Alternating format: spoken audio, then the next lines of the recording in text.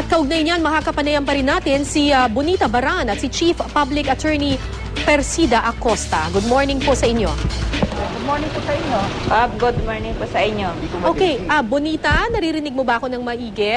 Opo. Okay, Bonita, ang sinabi ng iyong dating amo, itong mag-asawang Marsan, self-inflicted daw. Ikaw daw ang mismong gumawa nitong mga sugat at kung ano man yung nangyari sa'yo, sa mata mo, sa tenga mo, ikaw daw mismo ang gumawa ng mga pananakit na yan sa iyong sarili. Anong reaksyon mo dito nung narinig mo ito?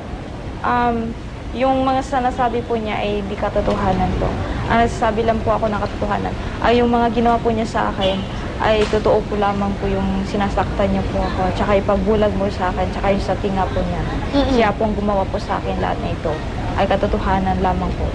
Oo. May isa pa silang sinabi noon nung sila'y humarap sa Senado na yung ama mo raw, yung iyong tatay daw ay nananakit daw sa iyo at posibleng dito daw nanggaling yung iyong mga sugat ngayon. Hindi naman po kung yung totoo sinasabi niya. Hindi naman magagawa ng papa ko sa akin to. Kasi mahal naman po ako ng papa ko. Tsaka yung mga sugat naman po ito, siya naman po yung gumawa lahat nito. Kasi yung una pong pumunta naman ako dito, okay naman po ako sa kanila. Pero yung umuwi po ako sa kanila, yung umuwi po ako sa amin, halos madami akong sugat-sugat, mga pasapasaan, at halos pinauwi ako, halos bulagan po ako. Okay, Bonita, gaano katagal ka nanilbihan dito sa mag-asawang Marsan? 5 years po. 5 years. At sa loob ng 5 taon, ikaw ay sinasaktan nila? Opo. Yung una po kung sinasaktan nila is 8. Yung 2008 po, halos 2012 po. Tapos kinukulong pa po nila.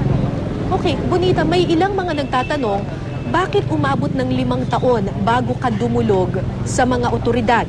Bago ka nagsumbong? Yung umuwi po ako sa amin, tapos doon po ako humingi ng tulong sa Channel 7. Tapos humingi po ako ng tulong dito sa PAO. Oo. Bakit pinaabot mo pa ng 5 taon, Bonita?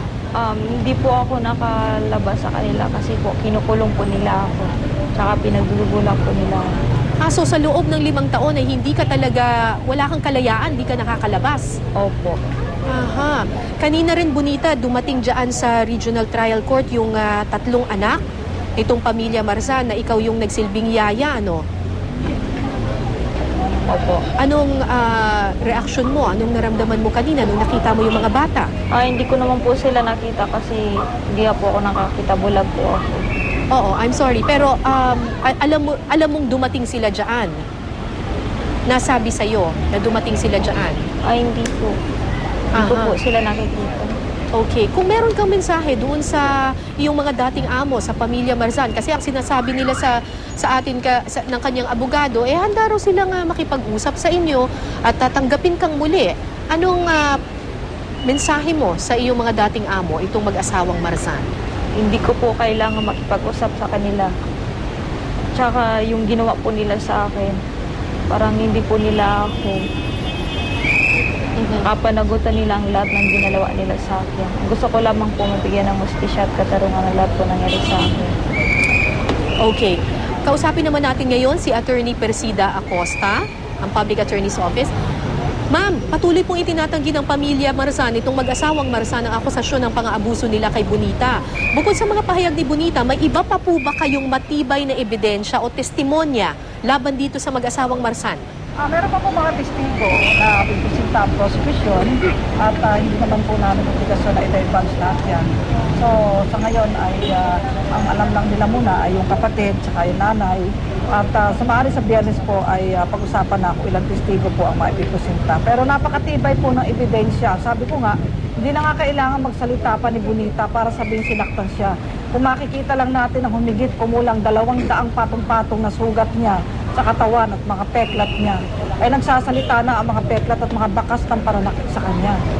Pero ma'am, itong sinasabing self-inflicted. Ay naku, napakalabo pong self-inflicted kasi kahit sa batok niya ay meron siyang sugat. Pati likod ng ulo niya naplansa, yung noo niya naplansa, yung mata niya napisak, pareho. Hindi maabot ng kamay kung ikaw ang gagawa. Dito, sa likod ng braso may mga plansa rin at bumapi doon. Napakahirap, paano magagawa self-inflicted? Napakasakit kaya yan, yun lang ang sugatan ka kung walang anesthesia, napakasakit. Tsaka kung nanunugat ng sarili si Bonita, bakit hindi agad nila pinauwi? Bakit hinayaan pa nilang magtagal sa kanila? Eh yung sinasabi po na baka daw yung ama ang gumawa nito. Ay, imposible naman yung ama dahil nung dumating na at sinundo po ni Olivia na kapatid ni Bonita, base sa tawag na rin ni Annalisa na sunduin sa Pinakatanduanes sa istasyon ng bus, eh bulag na di umano to si Bonita. Aha. At in-examine din po ng aming forensic lab itong si Olivia, ni isang peklat wala kami nakita doon sa kapatid kung nambubugbog ng anak itong tatay. Wala, ay sana di pareho silang may latay kung talagang manambubugbog ng anak. At nagsasalita rin po ang dokumento dito sa RTC 225 kay Judge Sempio na Justice ngayon na nung araw pa, 2007, kinasuhan na ni Annalisa yung kanyang asawa na si Reynold ng Anti-Violence Against Women and Their Children. So makaka-apekto po ba ito? Makaka-apekto po ba ito, ma'am? Ang nakikita doon ay talagang may nagaganap na sakitan sa loob ng bahay na yun. Na violence na maaaring ang naging dahilan nga ay itong si Bonita ang naging pansimbag ng asawa na babae dahil binubugbog siya ng asawang lalaki. Aha. Ma'am, may ilalabas pa po ba kayong mga ibang testigo, posibleng mga dating kasambahay nitong mag-asawang Marsan? Marami pa pong testigo kaming ilalabas para lalong tumibay po ito. Pero sa ngayon, matibay na po itong mga testigo nandito na. Pero kailangan pong magsalita ang katotohanan. Bakit ganyan ang naganap sa bahay ng mga Marsan? Kaya may mga lalabas pa pong mga testigo. Okay, maraming salamat po, Bonita Baran at Chief Public Attorney Persida Rueda Acosta. Samantala, susubukan nating kunin ang pahayag ng kampo ng mag-asawang Marsan sa pagpapatuloy ng News to Go.